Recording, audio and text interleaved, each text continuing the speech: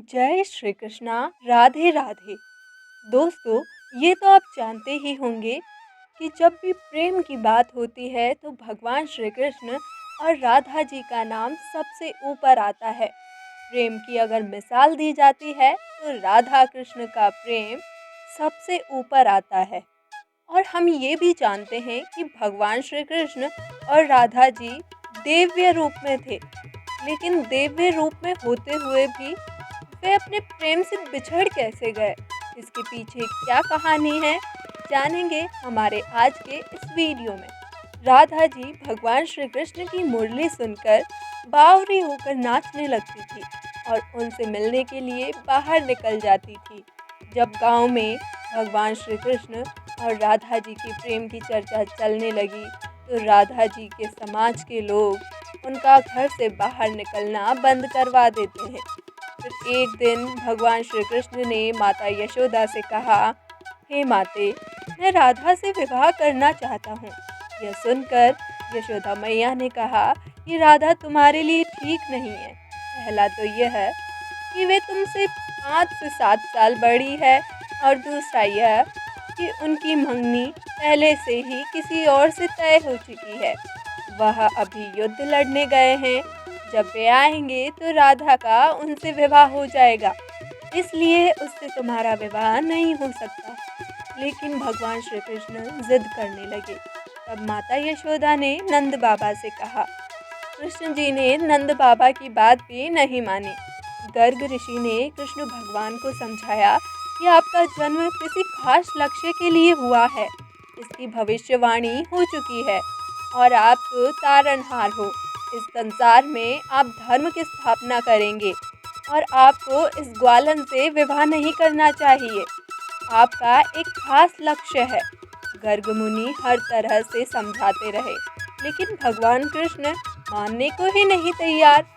वे समझ ही नहीं रहे थे। तब गर्ग मुनि ने उन्हें एकांत में यह रहस्य बताया कि आप माता यशोदा और नंद बाबा के पुत्र नहीं, बल्कि देवकी और वसुदेव के पुत्र हो, और आपके माता पिता को कंस ने कारागार में डाल रखा है।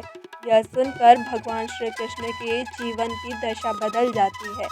राधा के परिवार को जब पता चलता है कि यह श्री कृष्ण की मुरली सुनकर उनके प्रेम में नाचती हुई उनके पास पहुंच जाती है, तो उन्होंने राधा को घर में कैद कर दिया।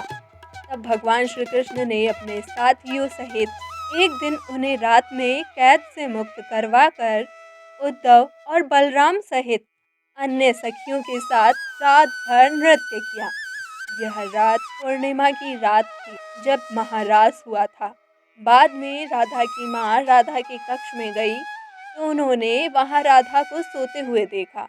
कहते हैं कि ये तो भगवान की लीला थी, और उस वक्त भगवान श्री कृष्ण को केवल और केवल 2 ही चीज़ें सबसे अधिक प्रिय थी, बांसुरी और राधा जी।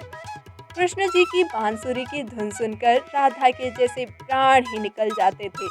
कई जन्मों की स्मृतियों को कुरेदने का प्रयास होता था और वह श्री कृष्ण की तरफ खींची चली जाती थी।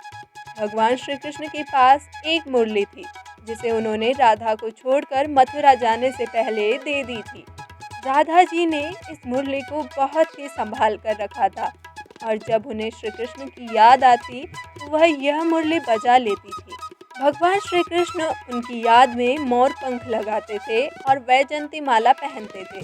श्री कृष्ण को मोर पंख तब मिला था जब वे राधा के उपवन में उनके साथ नृत्य कर रहे मोर का पंख नीचे गिर गया था और उन्होंने उसे उठाकर अपने सिर पर धारण कर लिया था। और राधा ने नृत्य करने से पहले भगवान श्री कृष्ण को वैजंती माला पहनाई थी। दोस्तों, इसके अलावा एक और पौराणिक कथा है। ब्रह्मवैवर्त पुराण की एक पौराणिक कथा के अनुसार भगवान श्री कृष्ण के साथ राधा गोलोक में रहती थी। एक बार उनकी अनुपस्थिति में श्री कृष्ण अपनी दूसरी पत्नी विरजा के साथ घूम रहे थे। तभी राधा आ गई। वे विरजा पर बहुत नाराज हुई और नाराज होकर वहां से चली गई। श्री कृष्ण के सेवक और मित्र श्रीधामा को राधा का यह व्यवहार ठीक नहीं लगा और वे राधा को भला बुरा कहने लगे। राधा ने क्रोधित होकर श्रीधामा को अगले जन्म में शंखचूड़ नामक राक्षस बनने का श्राप दे दिया। इस पर श्रीदामा ने भी उनको पृथ्वीलोक पर मनुष्य रूप में जन्म लेकर 100 वर्ष तक कृष्ण विछोह का श्राप दे दिया। यही कारण था कि भगवान श्री कृष्ण और राधा जी का बचपन में विछोह हो गया था। जब भगवान श्री कृष्ण वृंदावन छोड़कर मथुरा चले गए, तब राधा के लिए उन्हें देखना और उनसे मिलना दुर्लभ हो गया। कहते हैं कि राधा और कृष्ण दोनों का पुनर्मिलन कुरुक्षेत्र में हुआ, जहां सूर्य ग्रहण के अवसर पर द्वारिका से कृष्ण और वृंदावन से नंद के साथ राधा आई थी। राधा जी सिर्फ कृष्ण भगवान को देखने और उनसे मिलने के लिए ही नंद बाबा के साथ आई थी। इसका जिक्र पुराणों में भी मिलता है।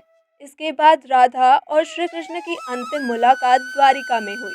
सारे कर्तव्यों से मुक्त होने के बाद राधा आखिरी बार अपने प्रियतम कृष्ण से मिलने गई।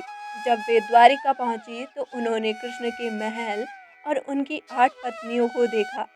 जब कृष्ण जी ने राधा को देखा तो वे बेहद प्रसन्न हुए।